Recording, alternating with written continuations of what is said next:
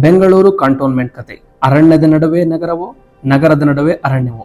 Bengaluru traffic, sky ಕ್ರೇಪರ್ಸ್, ಮಾಲ್ಗಳು, metro, ಎಲ್ಲ ಕಡೆ ಅಭಿವೃದ್ಧಿಯ ಜಾಲೆ. ಆದರೆ ಈ ಗೊಂದಲದ ನಡುವೆ ಒಂದಿಷ್ಟು ಹಸಿರು ಉಸಿರಾಟ ಉಳಿದಿತ್ತು. ಅದೇ ಕಂಟೋನ್ಮೆಂಟ್ ರೈಲ್ವೆ ಕಾಲೋನಿ. ಇಲ್ಲಿ 361 ಮರಗಳು, 50ಕ್ಕೂ ಹೆಚ್ಚು ಮರದ ಜಾತಿಗಳು, ಕೆಲವು ಮರಗಳು 100 ವರ್ಷಕ್ಕಿಂತ ಹಳೆಯವು. ಹಕ್ಕಿಗಳು, ಕೀಟಗಳು, ಪ್ರಾಣಿಗಳು all finding home in this urban jungle. ಎಲ್ಲವೂ ಇದನ್ನು ಮನೆಯನ್ನಾಗಿ ಆಧರಿಸಿದ್ದವು. ಇದೊಂದು ನೈಸರ್ಗಿಕ ಥರ್ಮೋಸ್ಟಾಟ್. ರಸ್ತೆಯ ಆಧುನಿಕ ಕಟ್ಟಡಗಳಲ್ಲಿ ನೀರಾವಿಯ ತಾಪಮಾನ ಏರಿದರೂ ಈ ಪ್ರದೇಶವು ತಂಪಾಗಿ ಉಳಿಯುತ್ತದೆ. ಮಹಾತ್ಮ ಗಾಂಧೀಜಿಯು ಕೂಡ ಈ ಪ್ರದೇಶಕ್ಕೆ 1920ರಲ್ಲಿ ಭೇಟಿ ಕೊಟ್ಟಿದ್ದರು ಅನ್ನೋ ದಾಖಲೆ ಇದೆ.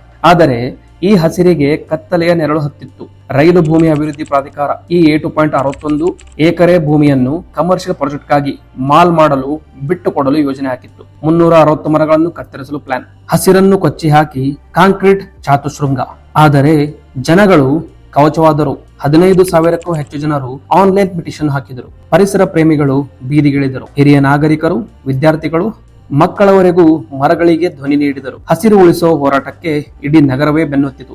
ಮತ್ತೆ ಮೇಲೆ ಹಸಿರಿಗೆ ಜಯ ಸಿಕ್ಕಿತು. ಕರ್ನಾಟಕ ಸರ್ಕಾರವು ಈ ಪ್ರದೇಶವನ್ನು ಜೈ ವೈವಿಧ್ಯ ಇತಿಹಾಸ ಸ್ಮಾರಕ ಪ್ರದೇಶವೆಂದು ಘೋಷಿಸಿತು. ಅಂದರೆ ಬಯೋಡೈವರ್ಸಿಟಿ ಹೆರಿಟೇಜ್ ಸೈಟ್ ಎಂದು ಘೋಷಿಸಲಾಯಿತು. ಇದು ಕೇವಲ ಹಸಿರು ಉಳಿಸುವುದಲ್ಲ, ಇದು ಜನಶಕ್ತಿಯ ಶಕ್ತಿ, ಪ್ರಕೃತಿಗೆ ನೀಡಿದ ಪ್ರೀತಿ, ನಮ್ಮ ಮುಂದಿನ ಪೀಳಿಗೆಗೆ ನೀಡಬಹುದಾದ ಅತ್ಯುತ್ತಮ ಉಡುಗೆ. ಅದೇ ಮರಗಳು ಹಾಗೂ ಪ್ರಕೃತಿಯೊಂದಿಗೆ ಸಂಬಂಧ. ಇದು ಆರಂಭವಾಗುತ್ತದೆ ನನ್ನಿಂದ, ನಿನ್ನಿಂದ ಹಾಗೂ ನಮ್ಮಿಂದ. ಹಾಗಾಗಿ ಕೇಳಿ, ನಿಮ್ಮ ಓರೆಯ ಹಸಿರನ್ನು ನೀವು ಕಾಪಾಡುತ್ತಿದ್ದೀರಾ?